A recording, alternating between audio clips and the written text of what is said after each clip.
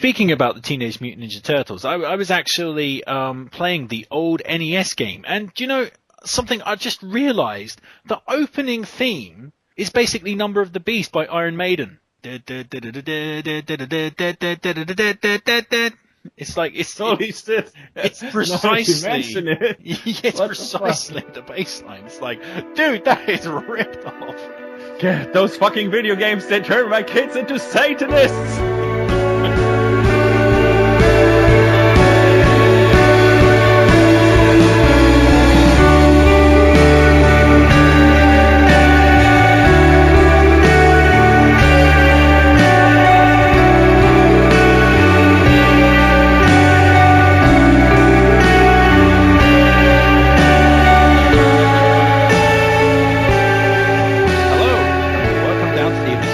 Radiophonic Sea Creatures.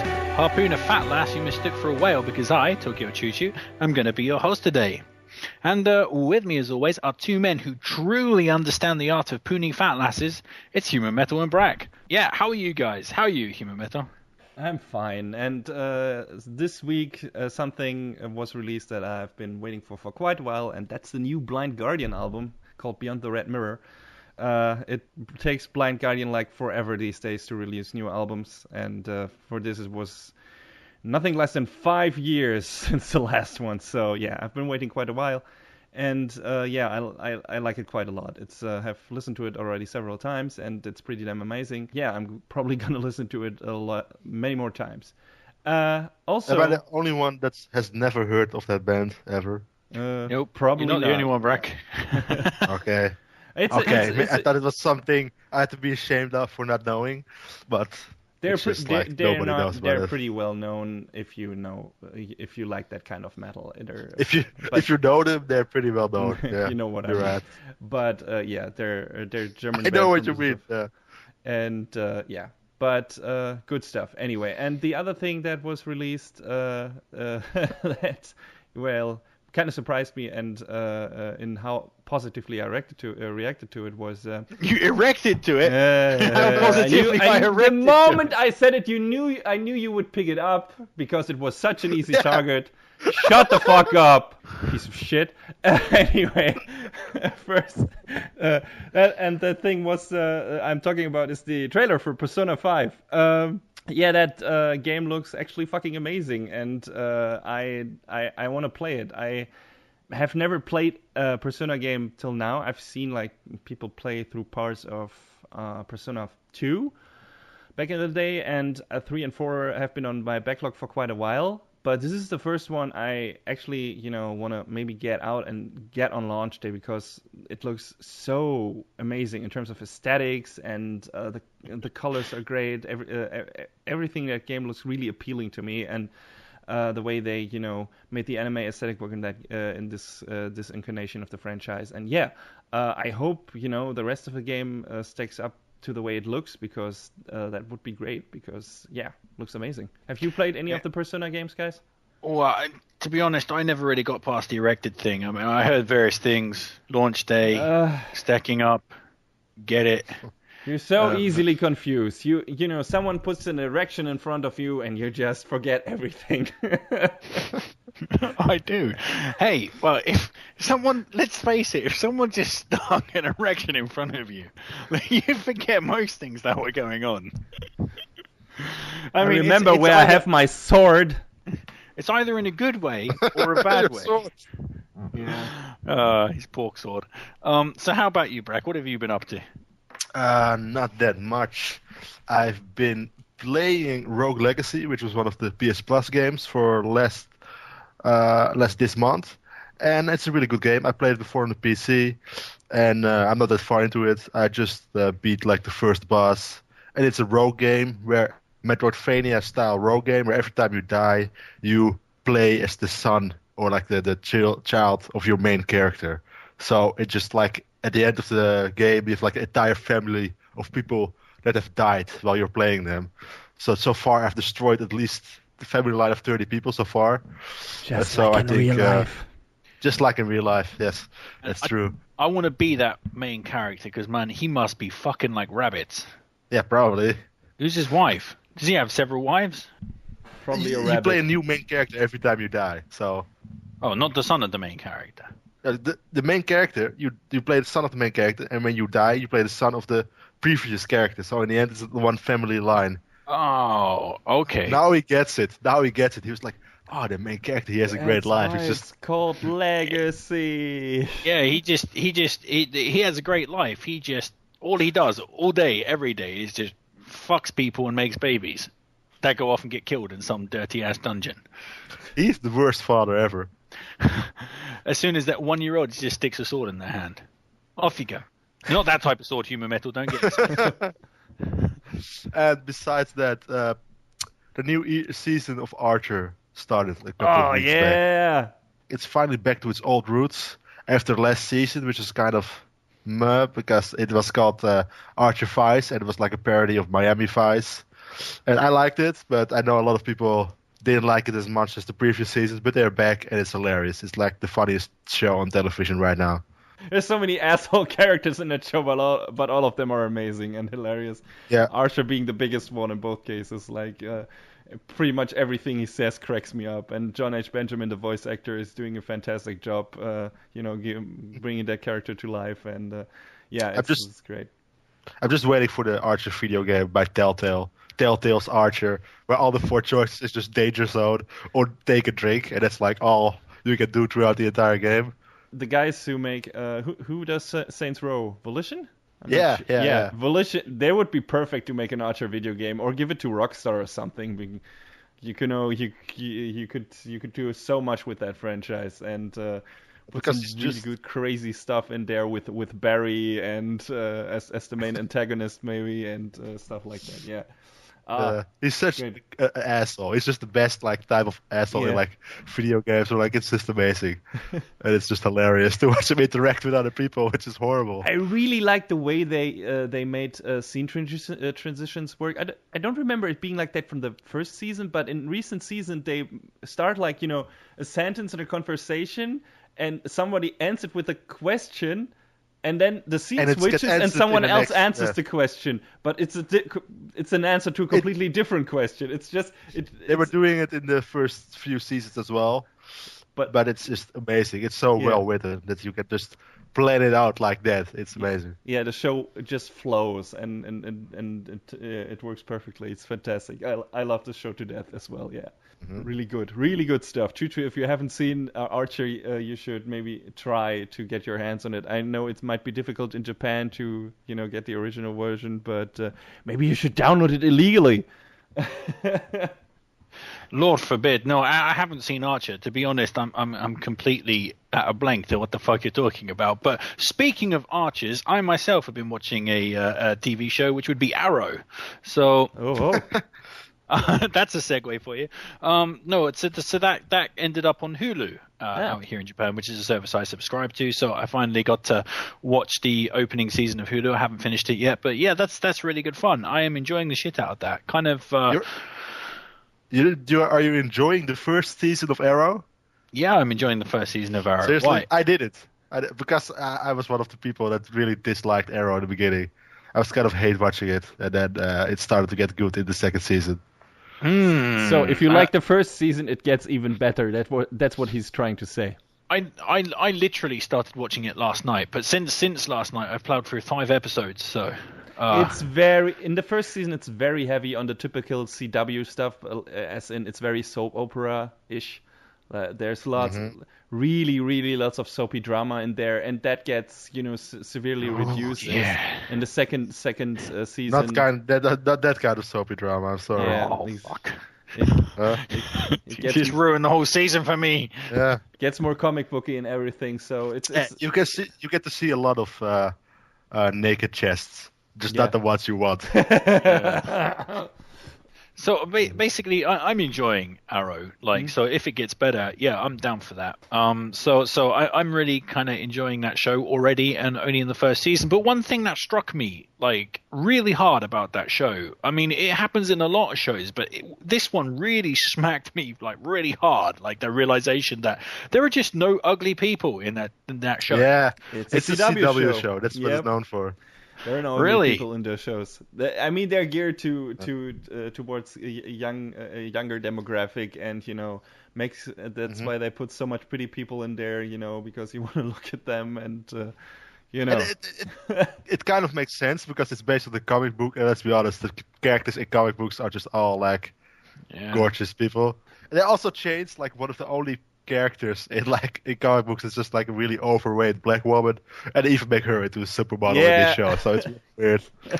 Yeah, it's like I remember the snapping point came when they went to this fast food restaurant, and the waitress there was just like gorgeous and supermodel. Yeah, and it was like, hey, people like that don't work in fast food restaurants. What the fuck? So anyway, you know what time it is? Finally, yes, it's time for Choo Choo and Alien Isolation. Yeah, and of course, everybody applaud, everybody cheer, woo! Yes, you know what time it is. It's time for the Choo Choo to push Alien Isolation back to the next episode. So I haven't finished it yet. So sorry, guys. I promise. Hook by crook.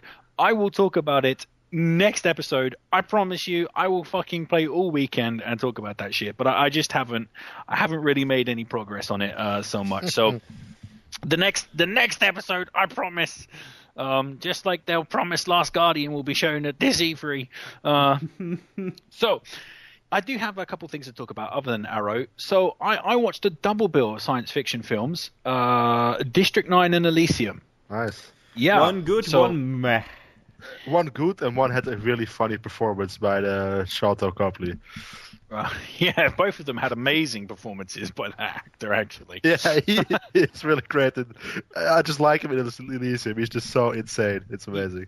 Yeah, so I decided to watch that because I started talking to one of my students, because I'm an English teacher, and I started talking to them about great science fiction films, and then somehow District 9 came up. And to be honest, I've never really liked District 9. I don't know, it just seemed like an overrated science fiction film, and was something I didn't really get, quite what all the fuss was about. But I was talking to my student about it, and as I was talking to my student about it, suddenly it was like, shit, yeah, you know what? I actually really want to see District 9 again for some reason. It's just like that kind of feeling overtook me. I just want to see that end scene, where he fucking gets in that mech and kicks ass.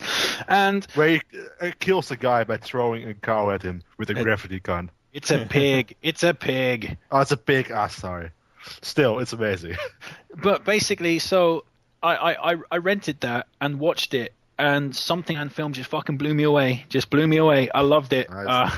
So it just shows that sometimes repeat viewings can totally change your mind about things. One of the things that really changed for me is that I got really emotional during the action scenes. Like, spoiler alert for District 9. If you haven't watched District 9, please skip ahead because that film's fucking awesome. You should go watch it. But the scene where, they raid the MNU building and then Christopher comes across all the experiments that they've been doing on the prawns. Yeah, that fucking hit me like a hammer, that scene. And where he lost his will to fight and the guy had to remind him, think about your fucking kick, man. I don't know, somehow that really got to me. And then the end, the badass scene that everybody loves where he gets into the mech and comes back to save Christopher. I don't know, somehow that really touched me. And it also touched my wife, who was crying her eyes out next to me, for some reason. I was like, wow, geez, okay. And I just got the full emotional impact of District 9, and I didn't catch that before, the emotional aspect of it. So, it was just amazing, and let's face it, even before when I watched it and thought it wasn't that good, that end scene is every little boy's dream, isn't it? To get into a fucking alien mech suit and just right the wrongs of the world and, fucking blow up some racists. It's amazing. It's fucking great. So that was amazing. And then I watched Elysium too, which I had seen before, which I actually quite enjoyed. But as Breck says, I think in general Elysium is okay. It's just all right. However, completely saved from the bargain bin by the bad guy. who is like one of the best bad guys in recent memory. His performance is just insane, and every time it's so over the top, it's amazing. Yeah, I totally agree with that. It's like that Poiky thing, like the way he keeps calling people Poiky. I don't know, I tend to go around calling people Poiky myself. You're right there, Poiky. just felt like after District 9, which was a really, surprise hit for me because I knew nothing about the film. It came kind of out of nowhere for me, and I really liked it when I saw it the first time at the movie theater. Like, really, really liked it. Not only that scene with the mech, but everything.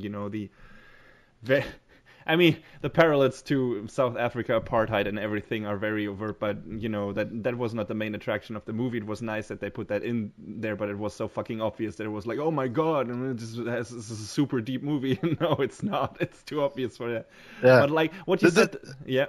The social commentary in the sequel is even less subtle. Yeah, exactly. But there's no character stuff to distract you from it. So yeah, exactly. The character stuff in District 9 for me was just so much more, so much stronger. Like the development that Vickers, has like when he turns actually into an alien and stuff like that, and is much more interesting than whatever happens to Matt Damon for some reason. I don't know. It never. And really it's also because it's really a normal guy, way more relatable in like District 9, where exactly. in the other one it's Matt Damon playing a Mexican, by the way, which is that's even more hilarious than Caspar Van Dien playing a Puerto Rican in fucking Starship Troopers. But yeah, District 9 just worked better for me, and the body dynamic with Christopher you mentioned, Choo Choo is amazing. It's great. Like those characters together are just a great combination, and I love that movie to death. And when Elysium came out, it was just more of a straightforward action movie, just a good action movie, but nothing more. And I was like, well, District 9 was so good in so many aspects, I kind of expected more from it. And a new movie by Neil Blomkamp, Chappie, trailer looks pretty great, and maybe that will be more in line with some insane casting in there, by the way. Yeah, they have like the guys from The Antwoord, the rap group The Antwoord, which is some of the most insane rap group I've ever seen. Like, you should see some of their videos because they're just mental. It's really weird. Okay, I guess that's a recommendation of some kind. Yeah. You should see those. They're at least unique. Okay. At least I can say about it. Also, I had no idea there was a sequel to District 9. There was? No. You said the sequel. You said something about I said the sequel. His next movie. I just mean his next movie. Oh, okay. So there's no sequel yet. The sequel. Okay, thank you, Bragg, you idiot. No, I didn't say sequel. I didn't say sequel at all. Bragg, this is a podcast. The audience will know you said sequel. Okay, maybe I said sequel. Okay. I did it to subconscious. I had no idea. I said sequel. But I tried. I meant his next movie. All right, and with that confusion wrapped up, it's time to wrap up the shallows and move into the depths.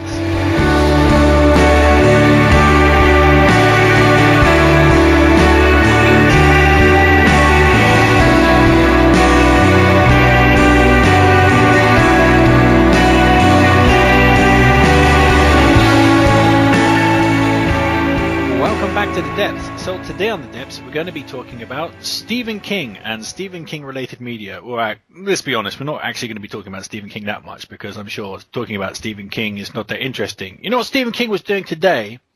He was doing his dishes and hanging his laundry. No, we're going to be talking about, Stephen King media. So we've each got a piece of Stephen King media, mostly in the movie adaptions of Stephen King, I have to say. Only the movie adaptions. Yeah. Right. I haven't read a single Stephen King book, and I'm really ashamed of that. Of course you haven't written a single Stephen King book. Stephen King I haven't read books. I haven't read.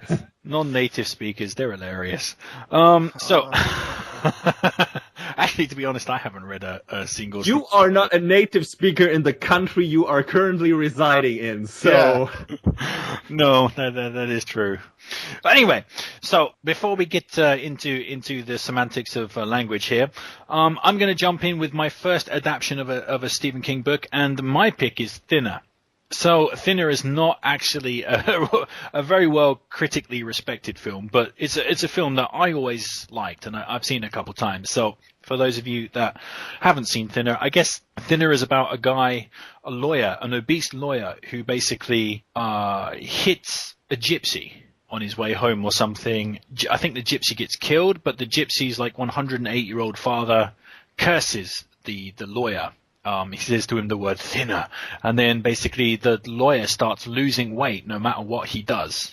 And at the beginning of the movie, it's all fun and games because he's losing weight and he's enjoying, this weight loss and getting down to normal weight, and, his wife thinks he's sexy and stuff. But then he starts to become emaciated and realizes, that he's going to die. But the fun of that movie comes from the fact that he tries to get the curse taken off of him. He goes and begs the gypsy to take off the curse and stuff, and the gypsy's just like, you get what's coming to you. But the hilarious meat of the movie is that lawyer had just defended a gangster kingpin and got him off like a murder charge or whatever. That gangster feels like he owes that lawyer. So basically what happens is that gangster's like, let me get this curse removed from you, like the gangster way.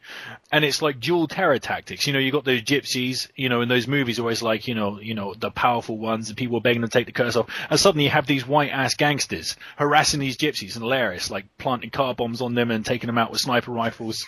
It's hilarious.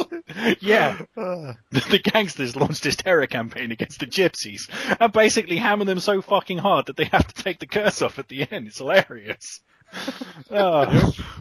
So that is like you can hear Brack right there. That's a lot of fun to see, just to see the tables turned on that usual movie cliche, and then gangsters just ripping the gypsies a new one. Yeah. Wonder how Drag Me to Hell would have worked out if somebody had mafia connections in that movie.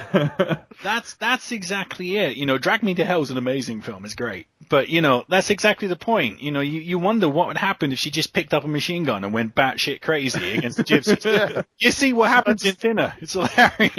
I just want more horror movies to have just like the third act like plot twist where they just call a couple of hitmen or like a couple of gangsters to help them out. Like, how would The Exorcist end if like in the third act, you know what, just hire a couple of gangsters and just beat the shit out of this girl.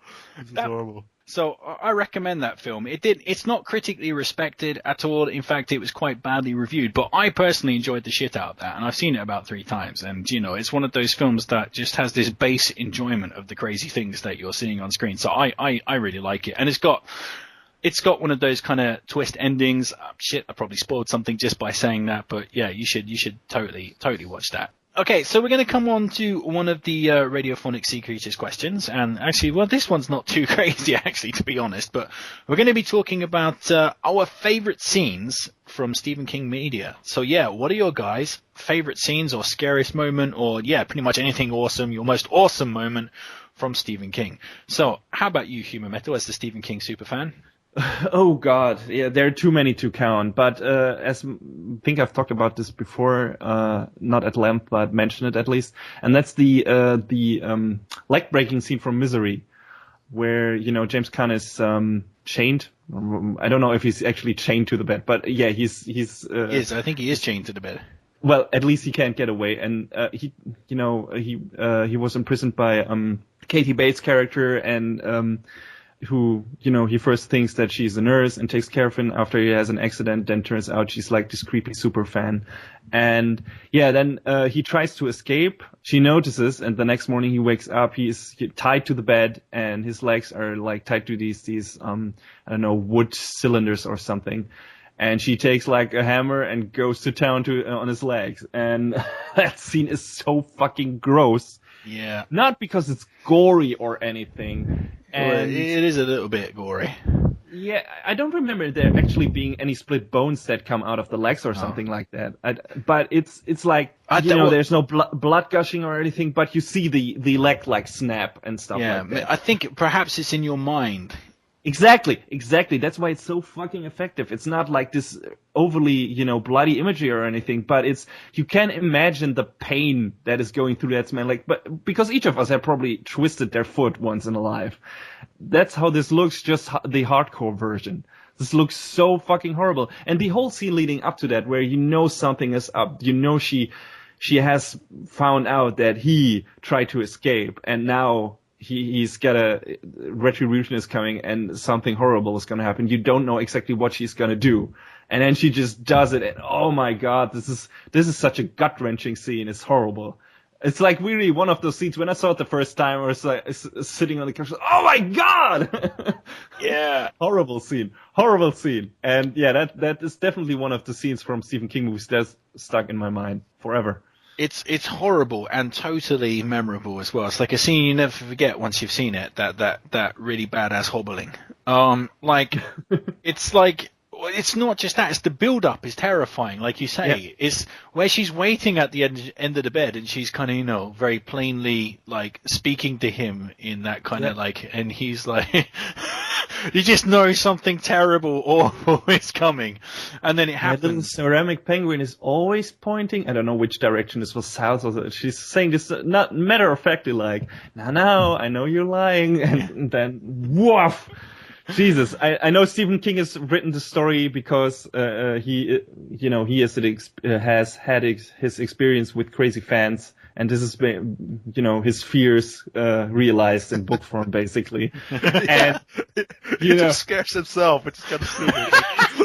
He's probably going to attract exactly the kind of crazy fan that I think he just written attracted them before, and that's why he wrote this book. Out of his fear that this stuff might happen to him, he tried to work this out by writing this book. And then the chance of this happening to him just increased by at least 100%. He has already been hit by a car, so I don't know if it can get any worse than that. And that's why he wrote it Maximum Overdrive, probably. Yeah, probably.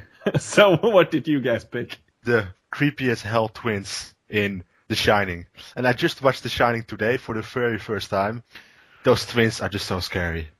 There are a couple of scenes where they just show those twins, and it's the scariest part of the films. Yeah. Of the film. And just, in general, twins are kind of scary, especially if they wear the same clothes. People that look exactly the same shouldn't be wearing the same matching clothes. That's only acceptable if they are like Lego figures. Otherwise, you shouldn't be wearing exactly the same clothes. It's just scary. Clown! It's just really creepy. It just really creeped the hell out of me. And that movie in general is already creepy, of course, but that's just the creepiest part of it. The part that used to really, truly, truly terrify me was where the kid was fucking cycling his tricycle along those goddamn corridors. It used to freak me out something fierce. And when those twins appeared, come and play with us. Come and play with us, Danny. It's like, I'm freaking out. Jesus. Yeah. Fucking and then the elevator doors. The elevator doors, I guess, were slightly creepy, but just that corridor was more creepy. Yeah. The corridor and those twins were creepier than an elevator opening and gushing with blood. I mean, how weird is that? I also think The Shining is totally, totally badass. It's just an amazing horror film. So amazing, in fact, that my pick for the best Stephen King movie or Stephen King moment actually comes from The Shining too. So I'm a big fan of cavalry kills. That guy who comes in to rescue the main character and gets killed. So I guess Stephen King must be a fan, because there's one in The Misery too, isn't there? The police officer shows up and then ends up getting killed, doesn't he? And I think doesn't he go down into the basement or something, or is going to go down to the basement, but then gets hit on the back of the head or some shit like that. In the movie, yeah, and he gets shot, I think, by Katie Bates with a shotgun or something, if I remember correctly. So yes, anyway, one of the greatest cavalry scenes in movie history is from The Shining. So here we go, big spoiler. So if you haven't seen The Shining, well, we probably already spoiled it for you, frankly. But here you go. So Scatman Carruthers, the guy who spends 90% of that movie on an airplane, and then amazingly he arrives just at the right moment, steps through the hotel doors, shouts, "Hello!" and then is immediately killed by Jack Nicholson with an axe to the gut. It's amazing. They made fun of that in The Simpsons as well, when they had one of their Treehouse of Horror episodes. I don't even remember. I think the janitor gets killed. I heard that scene took a lot of takes. Jack Nicholson had to hit him in the chest with an axe at least 50 times before that. Oh, this is good. But that's one way to make a living. Actually, he wanted more. Actually, he wanted more shots, but Jack Nicholson just got really angry at Kubrick, and they just had a big yell out, and it's okay, that's okay for today. So we're going to come on to the next piece of media. So Brack, why don't you go next? Wait, shouldn't I go first? Okay, Human Metal, you go instead. I wanted to go first because actually Breck and I picked movies from the same director, and mine was the first first Stephen King movie he made, or movie based on a Stephen King book, and that is The Shawshank Redemption by Frank Darabont, movie from 1994. Probably many people know this movie because it's very famous. It got Oscars and shit. It's a really famous movie. And I just rewatched it this week because, I hadn't seen it in a while. I was like, hey, is that the movie I'm gonna pick? Let's rewatch it again. And again, I really liked it. It really held up for me. And it's, if you need to know the basic plot line, it's about a guy called Andy Dufresne, who's a banker, basically, and he is convicted to 2 life sentences for murder of his wife and her lover in 1948, and is sent to Shawshank prison or penitentiary, I don't know. But movie is set in the 40s, and in the prison he meets a guy called Red, who's played by Morgan Freeman, and the movie is mainly about their developing friendship and how prison is affecting him and the people, and how prison is affecting the people, the lifers in prison and people who get out of prison and basically don't have a life outside of prison anymore, and how they cope with that. And there are a few neat little stories here and there that are told from a character standpoint. And it's I like it quite a lot. And it's probably one of the most accessible movies based on Stephen King stories because it has no fantastic elements whatsoever. It's pretty much like Misery in that regard, if you don't count the escape itself, because that can be,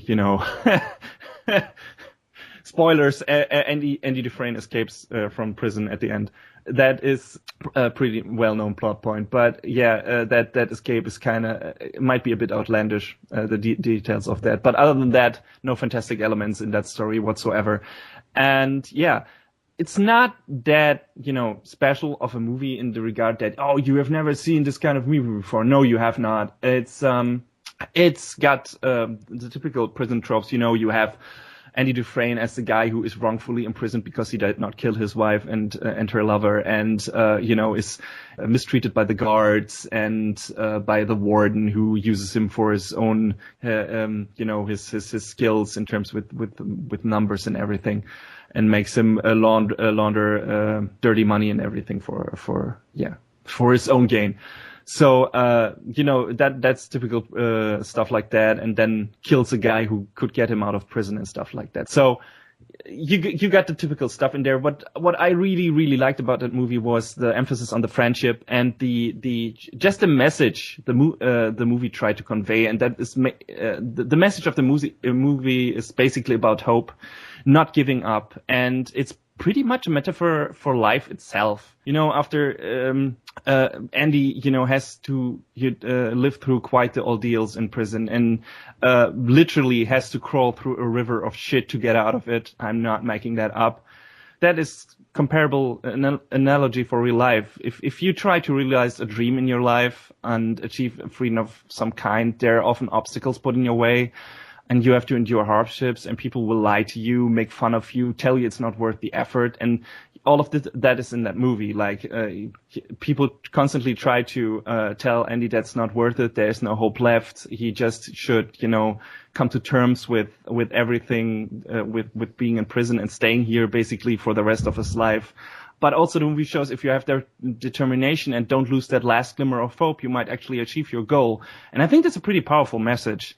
And the ending, admittedly, it's somewhat cheesy Hollywood happy ending, even more so than the book, but it actually made me tear up again. It's so powerful, and the characters, especially Andy, deserve this conclusion. And it's great. I love it, and I was really happy finishing this movie again. And it's just uplifting. It's a really uplifting message. It's an uplifting movie, even though there's a lot of dark and depressing stuff in there. But, if you feel down or anything, this movie will probably lift you out of it. It's a very powerful and strong movie.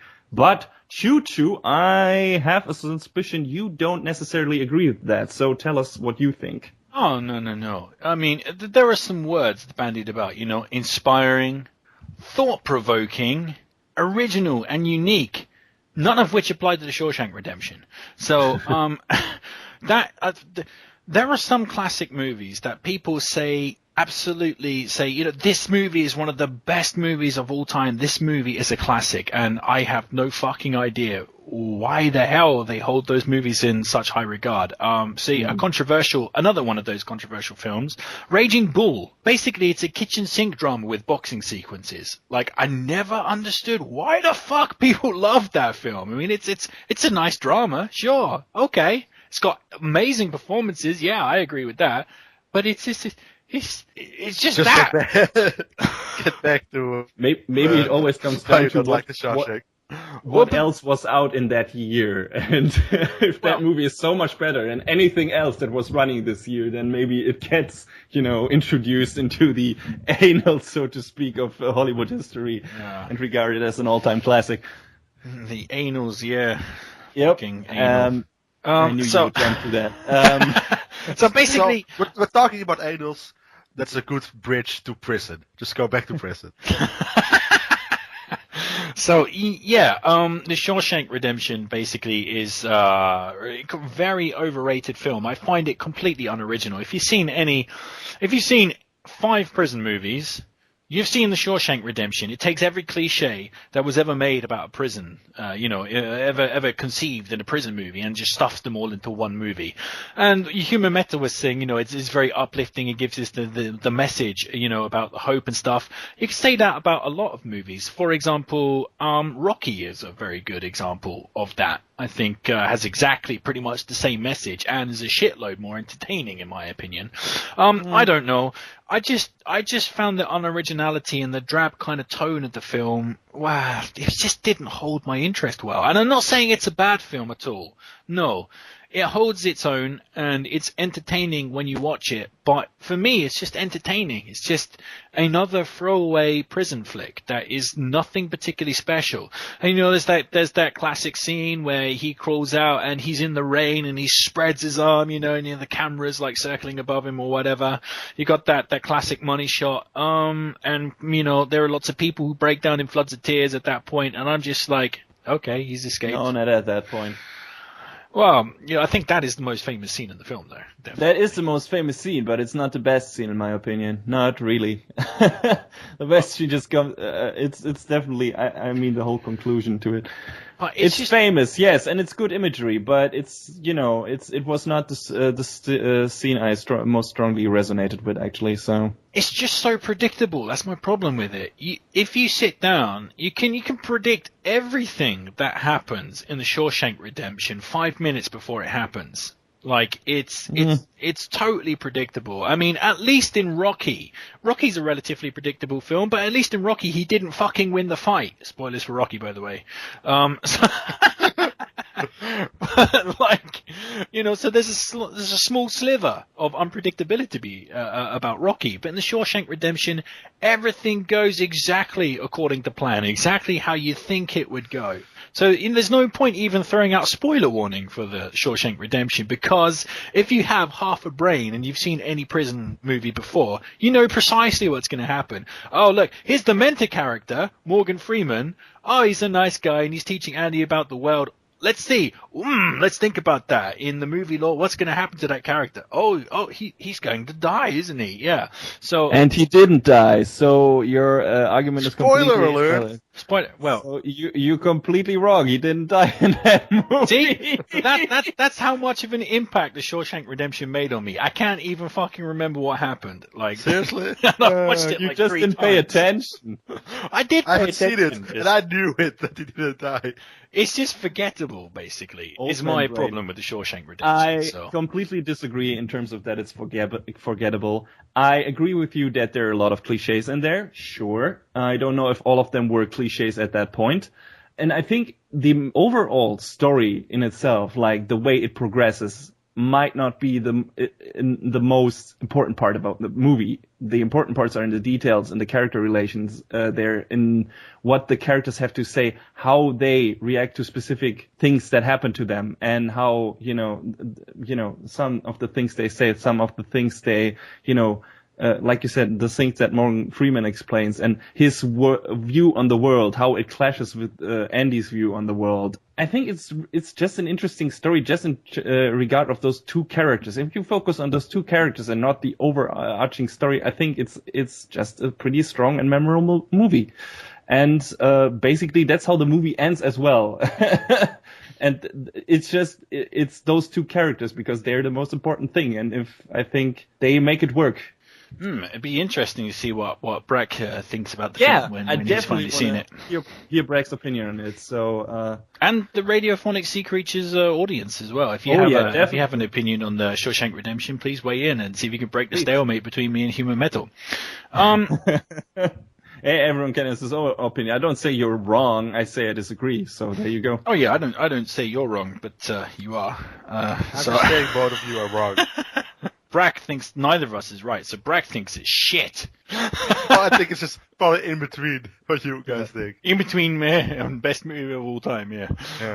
I did not say it was the best movie of all times. You didn't watch the movie properly and you are not listening to me. Pay attention, god damn it. To you, Human Metal? Never. Okay, shall we move on to the next question then? Yes, let's move on to the next question. Good idea. That will pique your interest. Yes, it's going to pique my interest, just like your erected... never mind.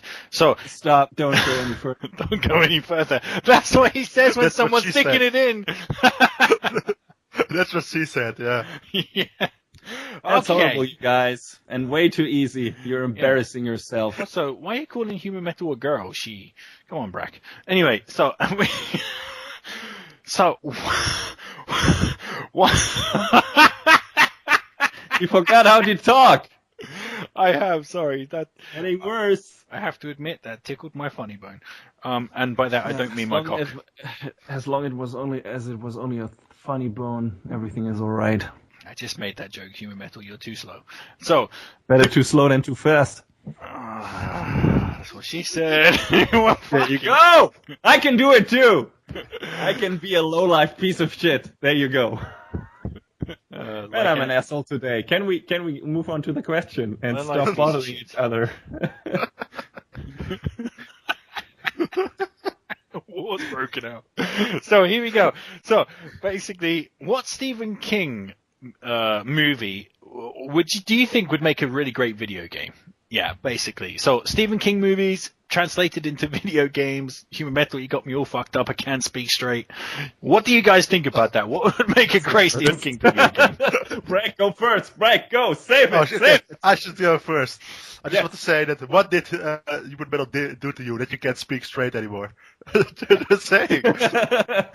Well, it's all that talk about anals. It's getting me all flustered. It's freaking me out. Right. Human Metal is basically Tingle in a pair of spectacles. Hey, come on. That's what Tingle says to little kids. That's too much. Come on. I'm exaggerating now. I am not. I don't even want to be compared to Tingle, like mentioned in the same sentence as him. That fucking creepy motherfucker, piece of shit, asshole. So enough talk about the similarities between Tingle and Human Metal. I don't even wear green. Let's get back to like the video game question. My perfect Stephen King movie for video game is going to be Maximum Overdrive. And what I imagine is in Maximum Overdrive, all the machines, they rise up and go against humanity. But it's not Terminators, it's just like cars and like microwaves and everything is just gonna go like crazy and attack humans. And what I imagine is a game much like Dead Rising or... Stop talking about rising things, Brack.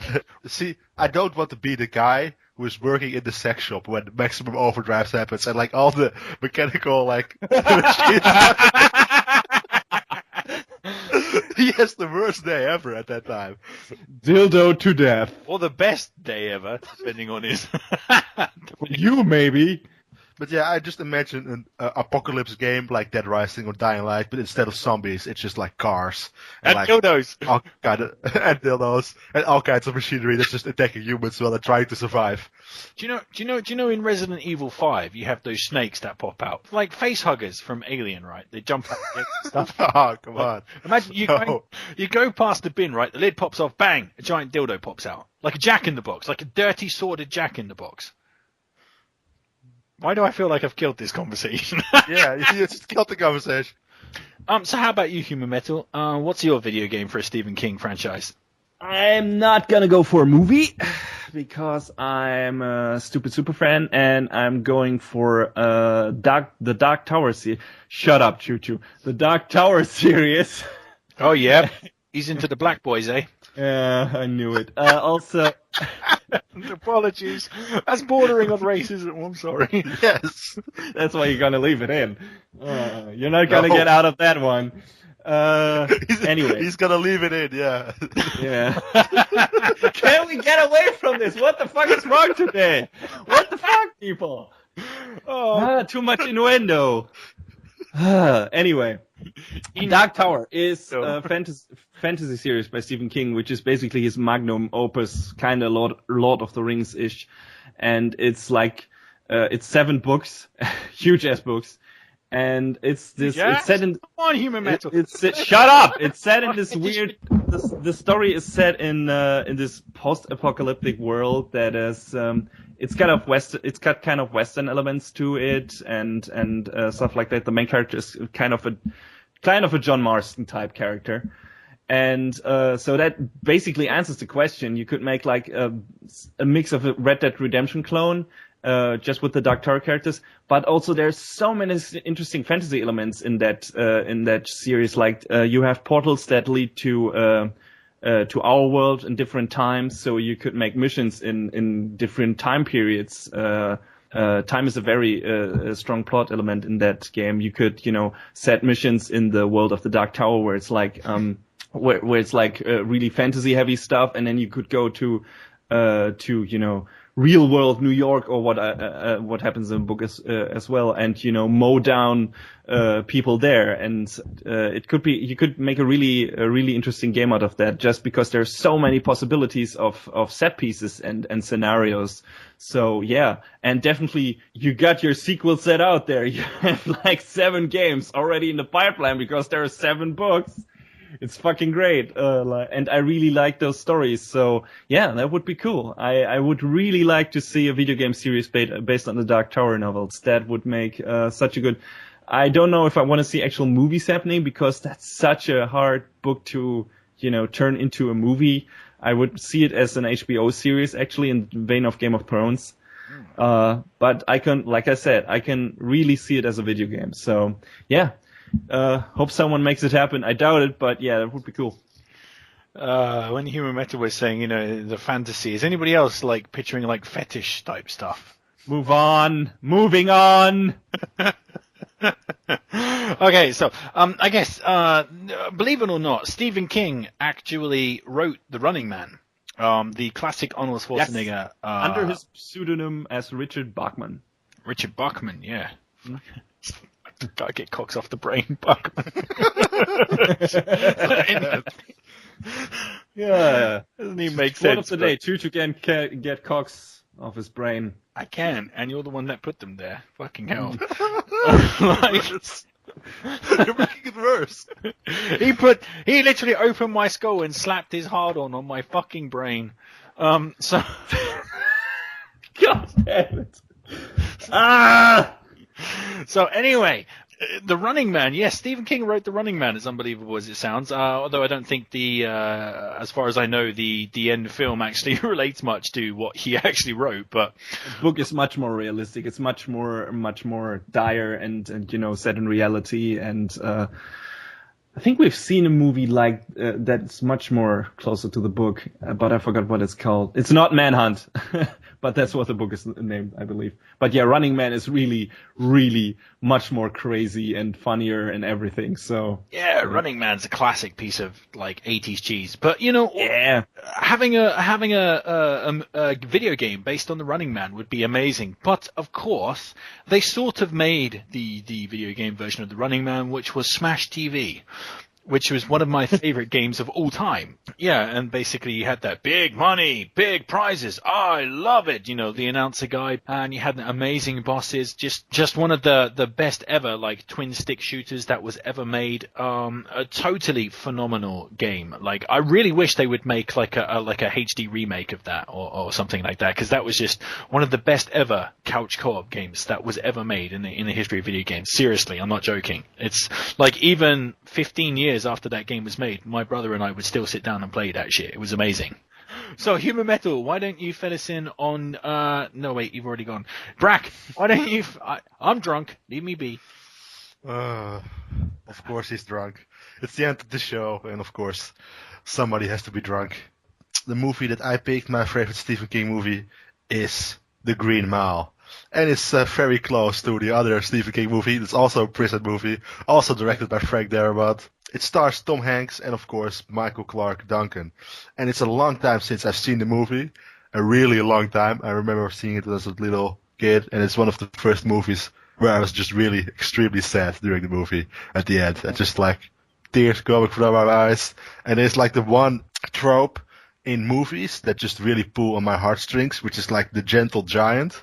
And it's like, when they're in danger, it always, like, pulls on my heartstrings and just makes me, like, sad. And, like, it's because of, like, the innocence and everything, especially in The Green Mile. It's like, when he tells that he's afraid of the dark, when he's about to be executed, and then he wants to pull, like, the cap over his head, the bag over his head, and he says, "Can you please do it without a bag, because I'm afraid of the dark." And, like, that moment just gets me, like, every time. It's like the saddest movie. It really, I can't remember everything that happened anymore, but I just remember being extremely sad during that movie, because the way it ended and whatever happened, it's just, you can actually make, I would try to make a joke, but I tried to make a joke, but I can't, because it's just so sad. There are no jokes you can make about a movie that's that sad as that movie. It's actually kind of the opposite of, like, the other Frank Darabont prison movie, because this is not really, it doesn't end really with hopefulness. It's just because the ending is such a downer. That's just, yeah, I don't know what to say anymore, but it's a great movie. Oh yeah, it is, and it's weird. The more movies Frank Darabont made, the more depressing they got. Like, the first one, Shawshank Redemption, was really uplifting. Green Mile has some, nice personal character moments in there that are, a bit more on the funny or uplifting sides, or like where you get a warm, fuzzy feeling and everything. But and it the ends is just a fucking downer. Yeah. And the miss is just a fucking downer, and Green Mile already ends, like you said, on this really powerful and horrible moment where, like, oh my god, I mean... I think actually this movie gave KFC idea for their sandwich, which is called the Double Downer, because this has just a double downer, because it just ends with, like, the first Joe Gaffey dying, and then Tom Hanks, like, living almost forever and seeing everybody around him die as well. It's just like a double downer, yeah. But there are also fuck yeah moments in there, when the evil people in that movie get, what has been coming to them, like the asshole prison guard, and you have a scene like that, many scenes like that in Shawshank Redemption, but you also have those in Green Mile. And the guy who actually committed the crime that John Coffey is accused of. And, such powerful scenes. And, those are scenes where you think, hey, maybe everything is gonna turn out alright after all. Nope! No. No, it's not happening. But nonetheless, that movie is such a roller coaster ride of emotions in that regard. So, if you can commit to that, you definitely should. And, I also really, really like that movie a lot. Choo-choo, do you hate that movie as much as Shawshank Redemption? So yes, here comes the choo-choo to poo all over stuff. Oh. So, no, I'm joking. I love The Green Mile. It's great. It's an amazing film. So I got a couple of small things to say, mostly anecdotes. So I have this weird adversarial thing going on with my mother, where if my mother likes a movie, I'm determined to dislike it. Right. So my mother says to me, "You are a weird person." I am a weird person, but she's like, "There's this movie, The Green Mile. Like, you should come and watch it." She's saying to me, "Oh, you're gonna cry so much." I'm like, "Yeah, bullshit.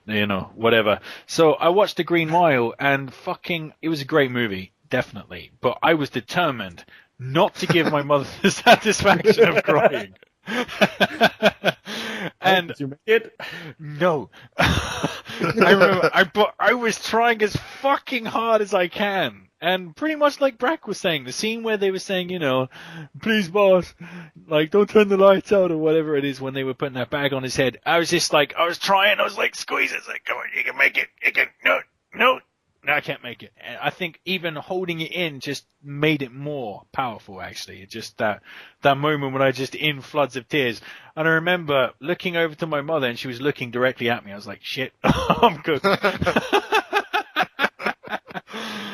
So yeah, it's a very emotive movie, definitely. I will definitely give it that. Also, all the little stories in there for the different characters in the movie. Each of the characters in there, each of the death row inmates, or pretty much each of them, have a personality. They're developed characters and they're interesting. And for some, it's sadder to see them go. Eventually, what happens? They're death row inmates, and for others, not so much. But you're interested in all the stories the movie has to tell about them, and it's just really well made. And it's also the fantasy element they put in there with John Coffey's healing abilities. I really like the Stephen King stories that are based in reality, but just have this bit of mystery and fantasy in there that makes it a bit stranger than reality, because then it makes you feel like that it's real, but also there's a possibility for more out there. And I like movies and books that give me that feeling, like that there might be something beyond those, beyond your everyday tapestry you see in real life. Something in the shadows that you are not aware of. And that's also scary, but also really interesting and entertaining at the same time. And Stephen King does that in his books a lot. And this movie realizes this perfectly. Shawshank Redemption had nothing of that. Mist has a boatload of that shit. That's a downright horror fantasy movie. And The Green Mile, just like in terms of the way the movies were made in chronological order, it's just in the middle. There's a lot of reality in there, lots of heart and everything. But there's also mystery in there and a lot of a bit of fantasy sprinkled in. So just enough. And that's probably why it's the perfect mix of everything and works out so well. I can tell you two amusing things about the Green Mile from my experience. Though my brother, famously in my family, never cries at movies. So things that will absolutely decimate me, he'll just be sitting there like, yeah, what are you crying about? Like, so I sat down with him and I watched the Green Mile. Of course, the end comes, they're getting the guy ready for the execution. My brother just absolutely just starts bursting into laughter and just starts laughing so hard. What the fuck? Yeah, that's exactly my reaction. I'm like, what the fuck are you laughing at? And he's like, the sponge they put on his head is so small compared to the size of his head. Oh, that's so bad. Yeah. So, that's my brother for you. That's another memory I have attached to the Green Mile. That's horrible. Yeah. So maybe even more horrible than that. Sometimes you get these things from movies that you just take for yourself. One of my things that I've taken from myself that I say all the time, when I'm ready to do something, let's roll on two. Oh no! That comes from the Green Mile. So whenever I'm ready to go out or somewhere, I'm just like, okay, let's roll on two. In that sense, the Green Mile crept into my daily life. Let's roll on to in the worst way possible.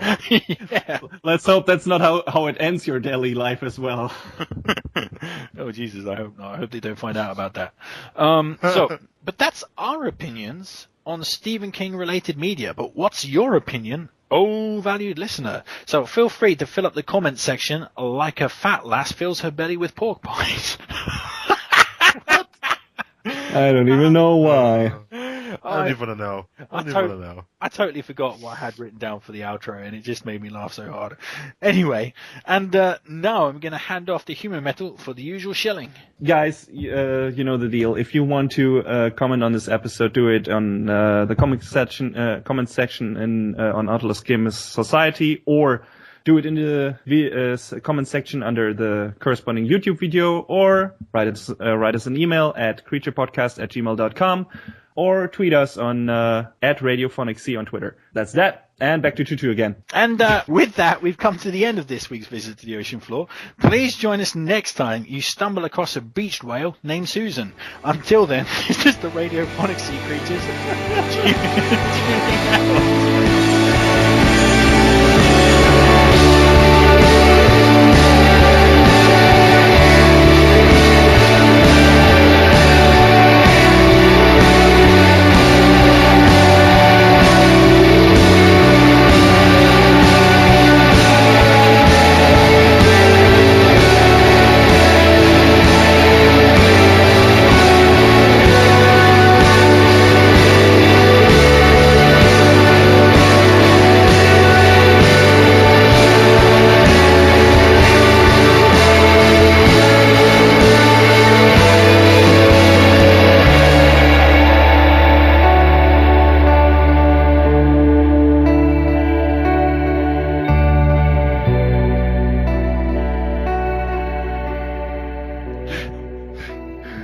Who is Susan? And also, this was a very warm podcast. That would be Susan Boyle. Oh! Oh. Evil. Evil Knievel.